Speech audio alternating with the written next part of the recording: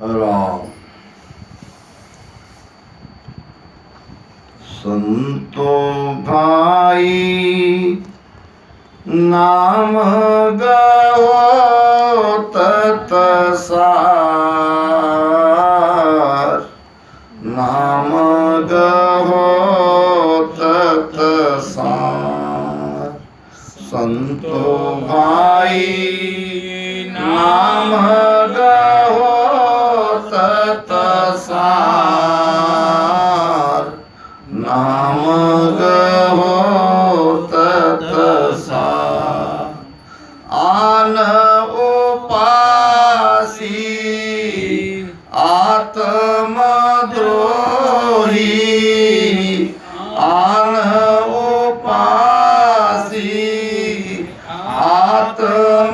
आत्मद्रोही ताको संग निवार ताको संग निवार संतो भाई नाम गहो तत्सार नाम गहो तत्सार राम स्नेही नितपत मिल जो सागट दूर निवार सागट दूर निवार प्रभु नाव बिना तासंग दूजा प्रभु नाव बिना तासंग दूजा तामे बहुत विकार तामे बहुत विकार संतो भाई नाम गहो तत्सार नाम गहो तत्सार आन उपासी आत्मद्रोही आन उपासी आत्मद्रोही ताको संग निवार ताको संग निवार संतो भाई नाम गहो तत्सार नाम गहो तत्सार राम स्नेही दुर्बल भूका मिल जो बाह पसार मिल जो बाह पसार सागट पांडे रावलोई सागट पांडे रावलोई सब जन माथे मार सब जन माथे मार संतो भाई नाम गहो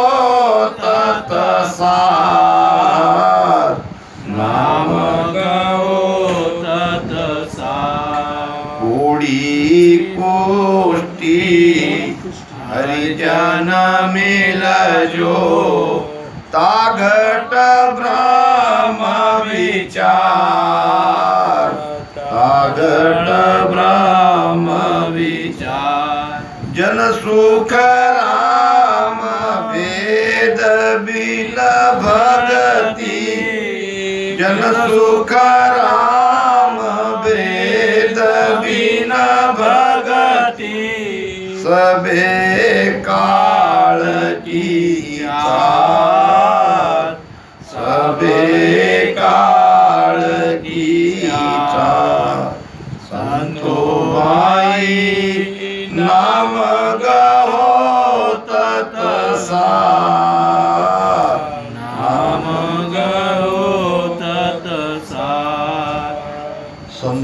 भाई नाम गहो, गहो यानी धारण करो। भक्ति तो हम सभी कर रहे हैं, कम ज्यादा, कोई सगुण कोई निर्गुण, भक्ति तो सभी करते हैं। मगर महाराज कहते हैं कि इन भक्तियों से आपका कल्याण नहीं होगा। दादू दुनिया बावरी पत्थर पूजन जाए।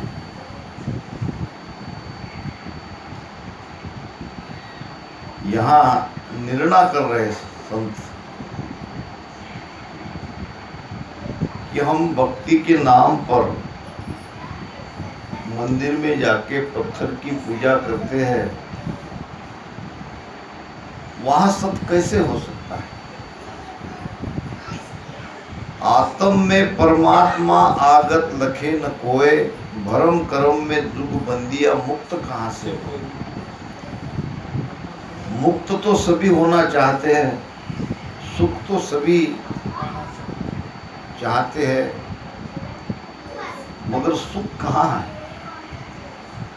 सुख हमारे भीतर है, सुख बाहर नहीं है, आनंद बाहर नहीं है। तो आन उपासना छोड़ो। कहते हैं कि एक परिवार में एक नई नई लड़की ब्याह कर आई, उस परिवार की वो बहू बन गई। लड़की रामसनी परिवार से थी और जिस परिवार में उसको दिया था वो भी भक्ति करने वाले थे, मगर वो आन उपासना करने वाले थे, मूर्ति पूजा करने वाले थे। अब ऐसे परिवार में अगर रामसनी परिवार से संबंधित कोई लड़की बहू बनकर आ जाए तो उसको बड़ी दिक्कत होती है, बड़ी परेशानी होती है। क्योंकि एक तो नई नई उस परिवार में आई, जान पहचान ज़्यादा नहीं होती और सब करना पड़ता है। अगर सास रोज दिया जलाती है, अगरबत्ती जलाती है, मूर्ति के सामने पूजा करती है, तो बहू को भी करना पड़ता है, नहीं तो ये मर्यादा का पालन नहीं होगा। अब अंदर से तो वो नहीं चाहती थी, मगर ऊपर ऊपर उसे करना पड़ता, मन को मार के।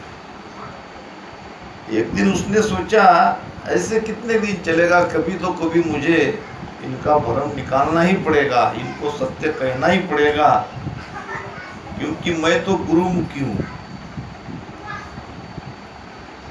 एक दिन सास ने कहा, बेटी चलो आज गांव के बाहर नदी के तट पे एक मंदिर है, उस मंदिर में जाके पूजा करते हैं। सास और बहू दोनों निकल गई पूजा के लिए, सामग्री लेके मंदिर जाने के लिए। अब बहू ने सोचा यही अच्छा मौका है सास का भ्रम निकालने का। उसने अपनी मन की तैयारी पूरी तरह से कर ली। अब जब मंदिर गए, शिव जी का मंदिर था और बाहर में नंदी रहते ना, शिव जी के मंदिर में नंदी रहते हैं। अब वो नंदी को देख के बहुत डर गई और सास ने कहा, बेटी क्यों, क्या हुआ? ये नंदी है, ये मेरी तरफ देख रहा है, मुझे मारेगा, दौड़ेगा। सास ने कहा, बेटी ये तो सचमुच का थोड़ी मंदिर है, नंदी है, ये तो मूर्ति है, ये आपका कुछ नहीं करेगी। बहू ने सुन लिया, डरते डरते सास के पीछे आ गई। सामने देखा एक शेर की मूर्ति थी। अब शेर की मूर्ति को देख के बहू तो एकदम भाग गई। माता जी अब तो मेरे से नहीं रहा जाएगा, शेर है, शेर मुझे खा लेगा। सास कहने लगी बेटी डरती क्यों हो, ये तो पत्थर का शेर है, ये सचमुच थोड़ी शेर है। नहीं माता जी मुझे तो बहुत डर लग रहा है। सास ने कहा बेटी डरो मत, आओ। अब सास से कहने पे आगे आ गई मंदिर तक, भगवान की मूर्ति के सामने कहा सास ने, ये भगवान है, प्रणाम करो, हाथ जोड़ो, पूजा करो। अब बहू कहने लगी माता जी बाहर का जो नंदी था वो पत्थर का था, आपने मुझसे कहा कि उससे डरने की आवश्यकता नहीं। शेर को देख के मैं डरी तो आपने कहा कि ये मूर्ति है, ये पत्थर की है, ये कोई सचमुच का शेर थोड़ी है। जब नंदी मुझे मार नहीं सकता, शेर मुझे खा नहीं सकता, तो यहाँ जो तुम मुझे मंदिर के सामने, मूर्ति के सामने पूजा करवा रही हो, क्या ये सचमुच मेरी पूजा को स्वीकार करेंगे? अब सास सोचने लगी बहू क्या कह रही। वही बात उसको कही, जब ये दोनों चीजें झूठी है, दोनों बनावट है, तो ये मूर्ति कैसे सत्य हो सकती है? तो सास ने कहा बेटी क्या तुम नास्तिक हो, तुम्हारी परमात्मा के प्रति आस्था नहीं है? बेटी ने कहा आस्था तो बहुत है, मगर वो जहाँ है वहाँ आस्था है। भक्ति भाव सु उपजे सुनजो सब संसार, जन सुखदेव जी कहत है सब विद वेद विचार। भक्ति भाव से प्रकट होती है, मगर भाव कहाँ लगाना चाहिए? जहाँ वो है। वस्तु कहीं ढूंढे कहीं, कहीं विद आवे हाथ। अब वस्तु कहीं रखी है, हम ढूंढ कहीं रहे हैं, वो वस्तु कैसे मिलेगी? भूला नर भवता फिरे, हरि ढूंढन को जाए। सायब तो सुख राम कहे, नेड़्या है तन माय, नेड़्या है तन माय। नेड़्या यानी नजदीक, पास। कितने पास है परमात्मा हमारे? आप जिससे इतना प्रेम करते हो तो सब आपसे दूर है। आपके माता पिता, भाई बहन, पति पत्नी, जिनसे भी आप प्रेम करते हो, इनसे भी नजदीक परमात्मा। ये तो दूर है, ये तो 4 दिन के लिए है। ये तो जब तक हम यहाँ जीवित रहेंगे तब तक ये सारे रिश्ते हैं, फिर तो ये रिश्ते बेकार है। फिर तो फोटो के रूप में हमको वो घर में रहना पड़ेगा। कोई याद करते हैं, कोई नहीं करते हैं। जगत में हमारा साथ कुछ ही पलों का है, कुछ ही वर्षों का है, मगर भीतर जो परमात्मा है वो जन्म के पहले भी हमारे साथ था। आप कहोगे ये कैसा? जन्म के पहले भी हमारे साथ था, क्योंकि हम शरीर नहीं है, हम मन नहीं है। हम ये शरीर और मन जिसके द्वारा चलता है, वो जो चेतन सत्ता है, जिसको आत्मा कहा है, वो है हम। ये शरीर तो एक तरह से जैसा ये हमारा ऊपर का कपड़ा है, शरीर का कपड़ा है। एक कपड़े को हम शरीर नहीं कह सकते। इसी प्रकार आत्मा का कपड़ा ये शरीर है। शरीर हम नहीं है, न ये इंद्रिया हम है। हम तो वो है जो इंद्रिया के द्वारा कान से सुन रहा है, आँख से देख रहा है, मुख से बोल रहा है। इतर में जो है वो है हम। इसकी भक्ति करो, इसकी पहचान करो। प्राणी यारे नाव गहो तत् सार। क्यों कह रहे महाराज कि भजन करो, सार नाम को गहो यानी धारण करो। अब सार नाम क्या है? ये 52 अक्षर के कोई भी नाम सार नाम नहीं है। अभी इसके पहले यहाँ पे भजन हुआ और भजन के वीडियो भी आपको देखने को मिलेगा। आप जो प्रेम से सांसों सांस में राम नाम सुमिरन कर रहे थे, आपके अंदर प्रेम उमड़ रहा था, आपकी आंखों में आंसू आ रहे थे। ये जो स्थिति भजन में हो रही थी, ये ऐसी अचानक नहीं होती है, ऐसी नहीं होती है, ऐसे कोई रोता नहीं है। ये शब्द जगने का प्रमाण है। यह है कुदरत कला, यह है नियंचर। जब सांसों सांस में महाराज कहते हैं राम नाम सुख राम कहे, रटे प्रीत सु आय, तो मोख भुगत की क्या चली, परम मोख जन जाए। ये राम नाम को प्रीत से कैसे रटा नहीं जाता, उसका भी भेद है। राम नाम सुख राम कहे, रटे प्रीत सु आय, तो मोख मुगत की क्या चली, मोक्ष मुक्ति की बात ही क्या। हम जीते जी परम मोक्ष में जाएंगे, उस आनंद में जाएंगे।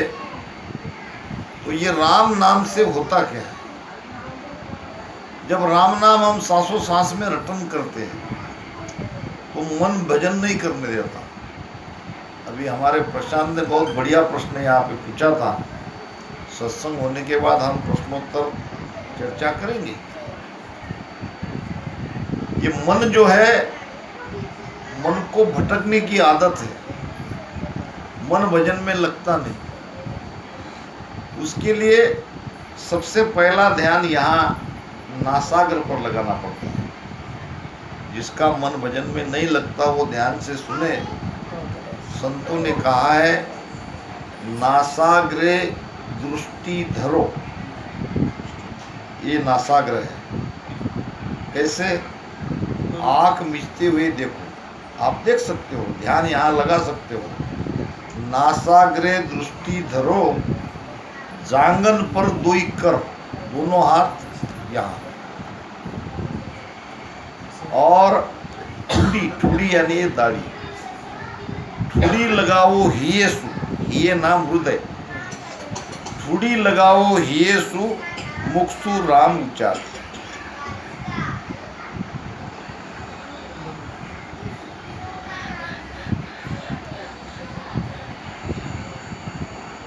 बहुत आसान विधि है।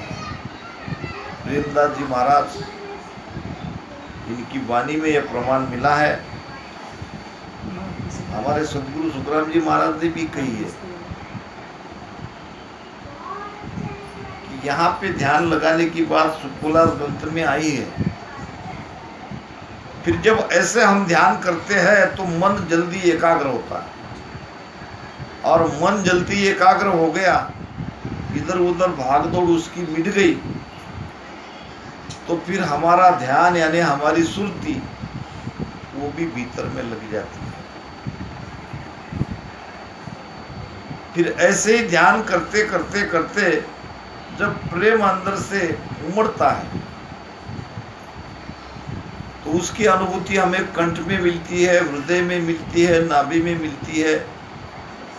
एकदम वो सत्ता हमारे भीतर में जागृत होती है, फिर हमें कुछ पता नहीं चलता क्या हो रहा है हमारे साथ। इतनी देर हमने भजन किया, कितना नाम लिया, क्यों हमारी आंखों से आंसू आ रहे हैं, क्यों हम रो रहे हैं, ये भी पता नहीं चलता।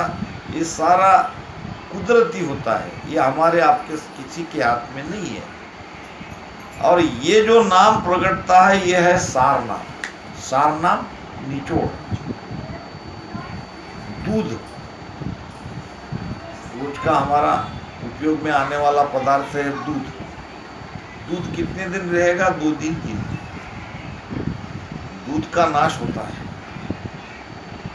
अब दूध के अंदर मक्खन है, दही है, ये भी कुछ दिन तक नाश नहीं होंगे, मगर कभी न कभी तो इनका भी नाश होने वाला है।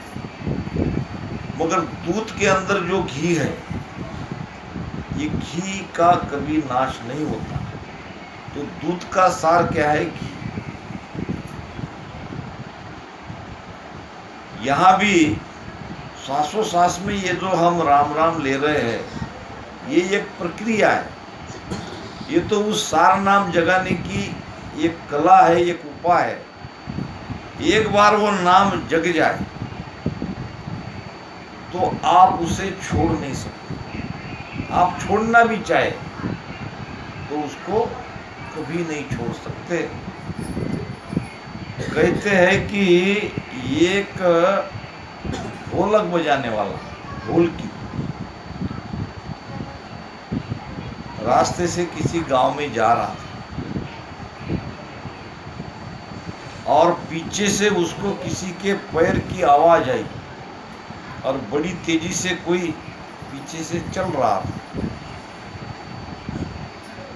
आवाज आने पर उसने पीछे देखा, एक अच्छे घर की एक महिला, एक स्त्री लगभग बड़ी तेजी से चलती हुई उसके पीछे पीछे आ रही थी।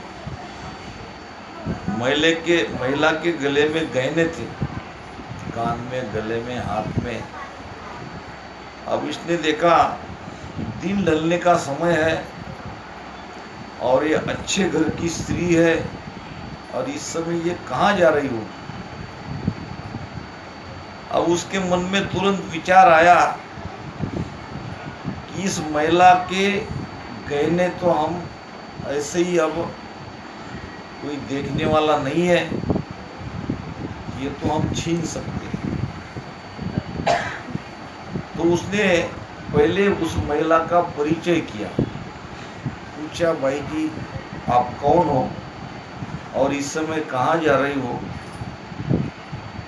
महिला ने गुस्से से कहा, तुमको क्या, मैं कहीं भी जाऊं।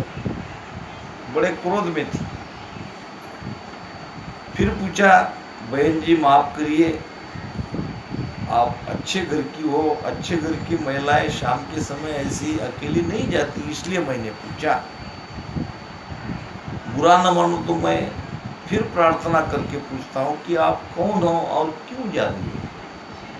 अब थोड़ा सा प्रेम से पूछने पर महिला ने कहा कि मेरा पति के साथ झगड़ा हो गया और आज मुझे आत्महत्या करनी है, जीवन का समाप्त करना है, आज मुझे जीना नहीं है, मेरी जीने की कोई इच्छा नहीं है। ढोलकी वाले को लगा ये तो बड़ा अच्छा मौका है, ये महिला मरना चाह रही है और मरते ही इसके सारे गहने छीन के मैं ले जाऊंगा। और उसने नजदीक उसके पास आया, कहा, भाई जी आप कैसे मरोगी, यानी किस प्रकार से मरना चाहती हो?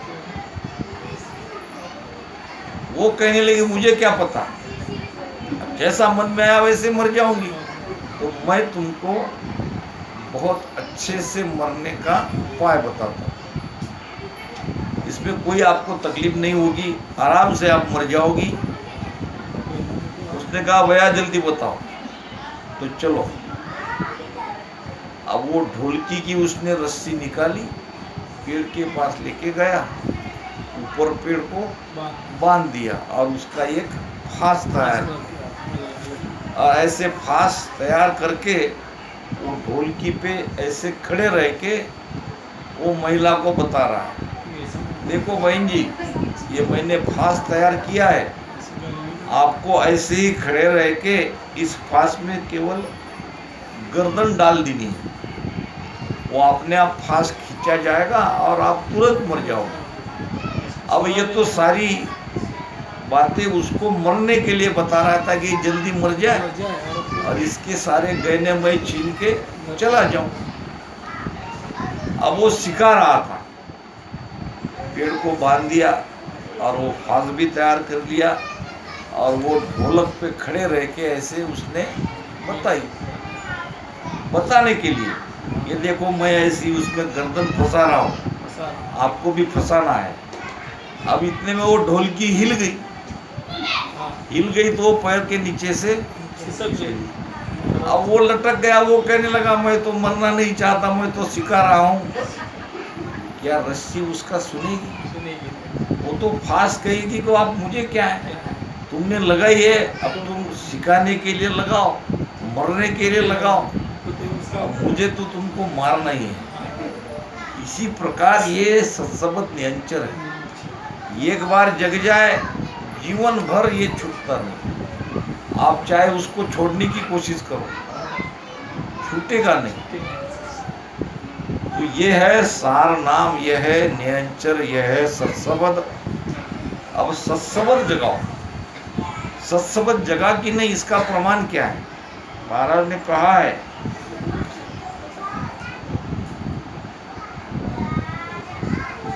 ये सुख राम सबद जोरावर,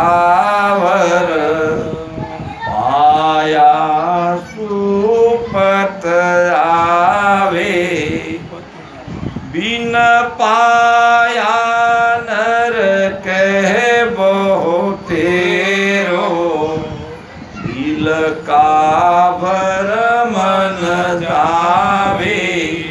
शब्द कैसा है? जोरावर है, ताकतवर है, मन धुरने लगता है, शरीर कांपता है, पता नहीं चलता क्या हो रहा है। जागियो नाव तन थर हरियो, जद तद केवल पास। पहली बात तो ये नाम जगने के बाद आप केवल पद में, आनंद पद में जाओगे और कहीं नहीं जाओगे। लाखा गुना खून पड़ जाए तो ही मिनका दे ही आसी। आपके साथ पहले कितना भी कुछ आपने बुरे से बुरे कर्म किया हो, कितने भी आप बुरे क्यों न हो, अगर यह नाम जगता है, नाम आपका कर्म नहीं देखता, नाम आपका किए हुए कर्म नहीं देखता, आपका समर्पण देखता है, आपके अंदर की पीड़ देखता है, आपके अंदर की तड़प देखता है। पीड़ से, तड़प से आप राम राम कर रहे हो तो ये कला आपके अंदर जगती। और फिर जगने के बाद उसका प्रमाण क्या है? ये सारा शरीर धूसता है। के सुख राम समझ रे प्राणी, सत कला जागे, अखंड घट में उजियारो, नक चक में धुन गाजे। ये प्रमाण है। हमारे घट में अंधियारा है, यानी भीतर हमें कुछ समझ में नहीं आता, मगर जब ये सत कला जगती है, नाम की कला जगती है, तो सारे घट में उजाला होता है। उजाला का मतलब क्या? घट में जो अज्ञान था वो अज्ञान दूर होता है, घट में ज्ञान होता है, हमें समझ में आता है। सारे रोम रोम में, रोम कितने हैं? 3.5 करोड़ रोमावली, ये रोम खड़े हो जाते हैं और मन धुसता है, डरता है। अखंड घट में वो उजियाड़ो, नक चक, पैर के नाखून से ये चक यानी आंखें, नक चक में धुन गाजी, इस शब्द की ध्वनि नक से चक तक सारे शरीर